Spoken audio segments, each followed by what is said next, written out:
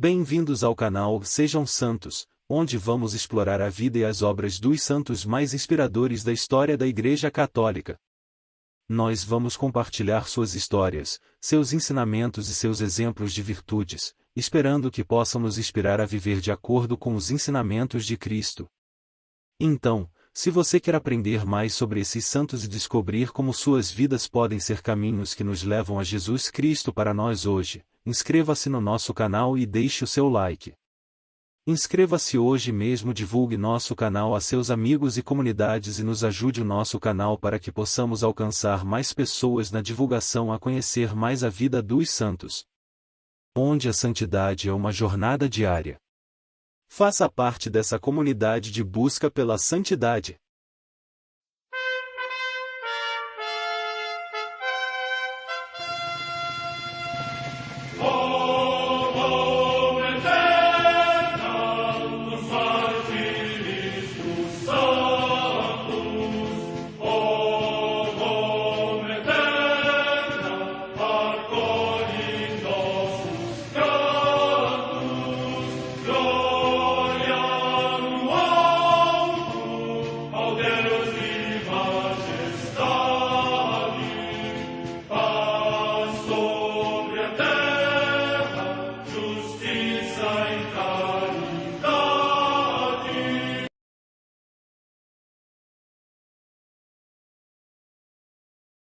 Ler a vida dos santos desperta em nós o desejo de seguir a Cristo. Através de suas vidas podemos aprender as virtudes, a sabedoria e o amor de Deus.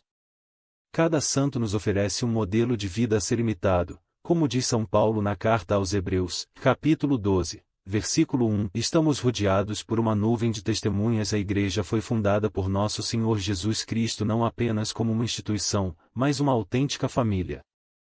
Os santos mártires, confessores, doutores, as virgens, os santos pastores e todos os demais santos são realmente nossos irmãos que nos precederam no caminho da fé e já estão no céu, para onde também iremos nós, pela graça de Deus.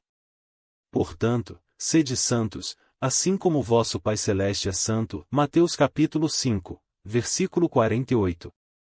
Hoje, dia 7 de junho, celebra a Igreja a vida dessa grande beata, Ana de São Bartolomeu. A Santa Madre Igreja celebra também nesse dia os santos. Na Hibernia, atual Irlanda, São Colmano, bispo e abade do mosteiro de Dromore por ele fundado, que trabalhou admiravelmente pela fé no território de Down. Morte no século VI. Em Córdoba, na Andaluzia, região da Espanha, os santos mártires Pedro, presbítero, Valabonso, diácono, Sabiniano, Vistremundo, Abêncio e Jeremias, monges, que por Cristo foram degolados na perseguição dos mouros. Morte no ano 851. Em Neumünster, na Nortúmbria, região da Inglaterra, São Roberto, abade, da ordem cisterciense, que, aspirando intensamente à vida de oração e pobreza, fundou com 12 companheiros este cenóbio, do qual irradiou em breve tempo a fundação de 3 famílias de monges. Morte no ano 1159. Em Piacenza, na Emília-Romanha, região da Itália, o passamento de Santo Antônio Maria Gianelli, bispo de Bobbio, que fundou a Congregação das Filhas de Maria Santíssima do Horto e resplandeceu pelo empenho e luminoso exemplo de dedicação às necessidades dos pobres, à salvação das almas e à promoção da santidade do clero. Morte no ano 1846. Em Paris, na França, a beata Maria Teresa de Soubira La Louvière, virgem, que, para a maior glória de Deus, fundou a Sociedade de Maria Auxiliadora, da qual foi expulsa, passando o resto da sua vida em profunda humildade. Morte no ano 1889. Favorecida com inúmeras graças místicas desde a infância, se abeberou do espírito teresiano na própria fonte, sendo enfermeira, secretária e companheira de viagens da grande reformadora do Carmelo. Ana seria feliz se morresse hoje. Estando batizada e sendo inocente iria direto para o céu, disse uma delas, contemplando a pequenina que as fitava com placidez. Não concordo. Atalhou a outra, agora tem apenas 3 anos, no entanto, se ela continuar viva, pode se tornar uma grande santa. Mas quem garante que isto acontecerá? Agora ela é incapaz de pecar e sua salvação está garantida. Quando completar 7 anos de idade e alcançar o uso da razão, porém, quem pode assegurar que não ofenderá a Deus e se perderá? Retrucou a primeira. Embora ainda não soubesse falar nem compreendesse todo o alcance daquelas palavras, a menina acompanhou com vivo interesse o diálogo das irmãs, e na sua candura infantil, encheu-se de receio de chegar aos 7 anos de idade, julgando ser este o marco fatídico a partir do qual se veria no risco de pecar. Por isso, tratou de tomar providências para evitar tal desgraça. Dando mostras de já conhecer os mistérios que o Pai revela aos pequeninos, colocou-se interiormente sob o amparo de Nossa Senhora e de outros protetores celestes, como São Miguel, São Gabriel e São José, o qual pensava ser também um anjo. Não é de surpreender que este abandono ao sobrenatural, logo na aurora da vida, tenha levado Ana à santidade, como presumira uma de suas irmãs. O que desperta nossa admiração é o modo pelo qual quis Deus fazê-lo experimentar, nesta terra, aquilo que constitui uma das maiores alegrias eternas, o convívio com os santos. A ela coube a aventura de acompanhar muito de perto a grande Teresa de Jesus, da qual foi enfermeira, secretária e confidente, e, mais tarde, propagadora de seu espírito e continuadora de sua missão. Familiaridade com o sobrenatural desde cedo. Ana Garcia Manzanas nasceu no primeiro dia do mês de outubro de 1549, numa família de prósperos agricultores do povoado de Almendral, próximo a Ávila. Era a sexta de 7 irmãos e teve a felicidade de ser instruída na fé desde os primeiros passos, não só ao ouvir os piedosos ensinamentos dos pais, como também ao vê-los proceder em tudo como excelentes católicos. A tal ponto levavam a sério suas obrigações para com Deus que faziam questão de assistir à missa a cada manhã, juntamente com todos os filhos, por mais graves e urgentes que fossem os assuntos a serem resolvidos no dia. Habituada a dar o verdadeiro valor às realidades sobrenaturais, Ana sempre sentiu forte atração pelo céu e profunda aversão ao pecado. Donde se compreende sua reação aos 3 anos de idade no fato acima narrado, o que, aliás, não terminou por aí. Naquela mesma ocasião ela foi objeto do primeiro fenômeno místico de sua vida, o qual a encheu de forças e consolação, e enquanto pensava no que as irmãs acabavam de dizer, levantou os olhos e viu o céu aberto e Nosso Senhor Jesus Cristo, cercado de glória, que a fitava, infundindo em seu coração ardentes desejos de amá-lo e servi-lo. Daí por diante, a existência de Ana seria permeada de extraordinárias manifestações deste gênero, como, por exemplo, aparições frequentes do menino Jesus, o qual se apresentava sempre com idade equivalente à da menina. Quando Ana tinha 10 anos, faleceram seus pais e os irmãos deram-lhe a incumbência de cuidar dos rebanhos da família. Com isso muito lucrou ela, pois na tranquila solidão dos campos Jesus menino passou a fazer-se presente de forma visível todos os dias, proporcionando-lhe tanta alegria espiritual que, certa vez, ela pediu: Senhor, já que me fazeis companhia, não vamos mais aonde haja gente, senão que dirijamo-nos sozinhos às montanhas, pois em vossa companhia nada me faltará. Uma tão amorosa súplica. O divino infante sorriu, sem nada dizer, e fez-lhe compreender, no fundo da alma, não serem estes os desígnios da providência a seu respeito. Provas na entrega à vocação. Com o correr do tempo, tornou-se claro para a jovem Ana que Deus a chamava à vida religiosa, e o próprio Nosso Senhor lhe indicou, em sonho, o mosteiro no qual deveria ingressar, o convento das Carmelitas Descalças de Ávila, fundado havia pouco pela já então famosa Madre Teresa de Jesus. Ana, contudo, só conseguiria seguir a vocação após duros combates, tanto contra os familiares, que se opuseram fortemente à sua decisão, como contra o demônio, cuja sanha em perdê-la foi terrível. Assim descreve ela sua entrada no Carmelo, ao qual chegou acompanhada por alguns membros da família. Eles iam chorando ao longo do caminho e quase não me falavam. Eu ia muito alegre, mas, por outro lado, tão atormentada por mais tentações, que parecia que todo o inferno se havia reunido para fazer-me guerra. Eu não ousava soltar uma palavra sobre isso, pois, se o fizesse, com razão diriam que eu era louca de entrar no mosteiro daquela maneira. 2. Jesus, entretanto, que é a força e a vitória dos justos, logo premiou sua perseverança e fidelidade, como ela própria relata, e na porta de entrada, aquela tempestade desapareceu como se me tirassem um chapéu da cabeça, fiquei como num céu de contentamento, parecendo-me que havia passado toda a minha vida entre aquelas santas. 3.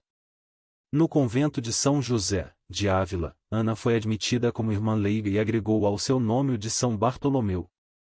Encarregada das necessidades materiais da casa, sabia unir uma intensa vida interior à atividade incessante no cuidado das irmãs de hábito, tomando para si, com alegria, os trabalhos mais penosos. Todavia, a provação que tantas vezes visita os que Deus quer mais especialmente aperfeiçoar, despontou inexorável bem no início do noviciado, e cessou por completo a presença sensível de Nosso Senhor, que sentirá desde menina no serviço pessoal da grande reformadora do Carmelo. O primeiro encontro com aquela que seria o luzeiro de seus passos deu-se quando Ana ainda era noviça, em julho de 1571. Ao vê-la, a grande Santa Teresa deixou transparecer tanto contentamento, que parecia estar à espera de alma tão consonante com a sua. Depois de analisá-la por alguns instantes, deu-lhe um forte abraço e ordenou que a colocassem no seu serviço pessoal. Durante os 3 anos em que a santa permaneceu naquele convento, Ana pôde receber inúmeras aulas de perfeição num convívio de intimidade, contemplando com enlevo e veneração as facetas de sua superiora, cuja grandeza se manifestava ora nos lances audazes, ora nas decisões cheias de discernimento, ora nos momentos de recolhimento e até mesmo nos pequenos gestos e atitudes do dia a dia. Esse período foi o início do longo caminho que as duas santas percorreriam juntas. Tendo Santa Teresa partido para Sevilha em 1574, sua auxiliar não pôde segui-la, devido a uma violenta enfermidade que a deixou sem energias para os afazeres habituais. Generosa como era, a sensação de inutilidade causada por esta situação só fez crescer seu desejo de dar-se por inteiro a Deus. Por isso, pediu a ele que a curasse ou então a levasse desta vida, e recebeu esta resposta: agora isto não te convém, hás de padecer muitos trabalhos na companhia de minha amiga Teresa. 4. Apesar de tão consoladora promessa, a saúde de Ana não melhorou em nada. Como acontecer às almas muito eleitas, Jesus queria dela um novo ato de confiança e abandono. Entrada interior da igreja do convento de São José, Ávila, Espanha. Para servir Santa Teresa, nada era obstáculo. Quando Santa Teresa retornou a Ávila, Ana seguia doente. Não obstante, deu-lhe a ordem, à primeira vista bastante arbitrária, de assumir o posto de enfermeira. Embora mal pudesse manter-se de pé, ela obedeceu prontamente, pedindo a Nosso Senhor que a auxiliasse. Demonstrando seu agrado com este ato de submissão, Jesus apareceu e não só lhe deu forças para tratar das irmãs enfermas, como também se dispôs, ele próprio, a cuidar de uma delas. Ao cabo de alguns dias, todas haviam se restabelecido e comentavam, impressionadas, a dedicação e habilidade da nova enfermeira, que parecia conhecer todos os segredos da função como se a exercesse há anos. Graças a este favor concedido por Deus, pôde ela socorrer inúmeras vezes sua Santa Madre nos problemas de saúde que a acometeram, sobretudo nos últimos anos de vida, quando, tendo fraturado o braço esquerdo, necessitava a todo o tempo de alguém que a auxiliasse. Tais circunstâncias marcaram a alma de Ana de maneira singular, como deixou atestado em suas memórias. Verdadeiramente era um céu servi-la, mas era o maior dos sofrimentos vê-la padecer. 5. Além das viagens, que constituíam ocasião especialíssima de convívio, ela tornou-se mais próxima de Santa Teresa quando passou a ser sua secretária. Este encargo, de natureza muito diversa a tudo quanto a boa irmã estava habituada a fazer, também foi desempenhado com prodigiosa eficiência, fruto de sua disposição filial de servir. Ainda que não soubesse ler nem escrever, bastou à grande mestra externar o desejo de tê-la como assistente no despacho da correspondência, que Ana se prontificou em ajudá-la, confiando que Deus a proveria das condições necessárias. Com simplicidade, pediu à santa alguns escritos seus, a fim de imitar-lhe a caligrafia e, no mesmo dia, conseguiu redigir uma carta, anotando o que a madre lhe ditava. Hoje a coletânea dos escritos da Beata Ana de São Bartolomeu constitui um grosso volume que proclama por si este milagre nela operado por Deus. E, sem dúvida, ao considerarmos esta fidelíssima filha de Santa Teresa, sua operosidade abnegada e cheia de entusiasmo desperta a nossa admiração. Diante dela, as insuficiências humanas deixavam de ser obstáculo, para se transformar na base sobre a qual Deus realizava seus milagres. Simili simili gaudit. Em 4 de outubro de 1582, Santa Teresa se encontrava no seu leito de dor. Sentindo aproximar-se a hora derradeira, confessou-se, recebeu o viático e expirou repousando a cabeça nos braços da fiel Ana, que a assistia dia e noite. O próprio Nosso Senhor veio então consolar a fiel discípula, aparecendo a ela cheio de esplendor e mostrando-lhe a estupenda comemoração que os anjos e santos preparavam no céu para receber a quem ele chamava minha amiga. Tão puro, abnegado e restituidor era o amor da beata Ana por sua mestra, que bastou esta visão para fortificá-la e enchê-la de alegria, a ponto de não derramar uma lágrima sequer por sua morte. Ao contrário, sentia-se radiante de felicidade, pois, afinal, sua venerável madre receberia o prêmio pelos árduos combates enfrentados, a glória pelos inenarráveis sofrimentos padecidos e a coroa por tantas vitórias alcançadas. Morte de Santa Teresa, a Mosteiro da Anunciação, Alba de Tormes, Espanha. Após a partida de Santa Teresa para a eternidade, Ana tornou-se um ponto de referência para os que, pertencentes ou não à Ordem do Carmo, queriam melhor conhecer a gesta e a alma teresiana. E logo ficou patente o quanto aquela testemunha fidedigna havia se deixado moldar por sua superiora e assimilado seu espírito.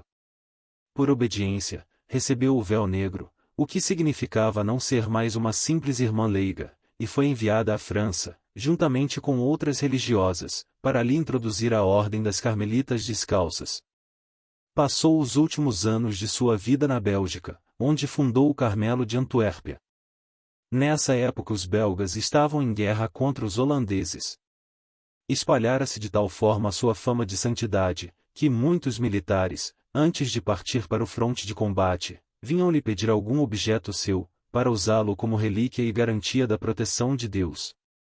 Há um deles, que trazia ao peito um papel escrito pela Santa Madre: Deus salvou da morte, e uma bala atravessou o grosso tecido do uniforme, mas foi detida pela fina folha de papel. Ademais, em 2 ocasiões, nos anos de 1622 e 1624, quando a cidade estava prestes a ser tomada pelas tropas inimigas, foram as orações de Madre Ana que miraculosamente a salvaram, dando razão ao que dissera algum tempo antes a infanta Isabel Clara Eugênia, filha de Filipe II, à época governadora dos Países Baixos: nada receio a respeito do castelo de Antuérpia nem desta cidade, porque estou mais segura com a defesa feita pelas orações da Madre Ana de São Bartolomeu Duque com quantos exércitos possa ter ali. 6. Em 7 de junho de 1626 esta valorosa alma encerrou sua carreira neste mundo para entrar nas alegrias do céu, onde, certamente ao lado de sua querida Madre Teresa de Jesus, continua a amparar aqueles que zelam pela glória de Deus e de sua Igreja.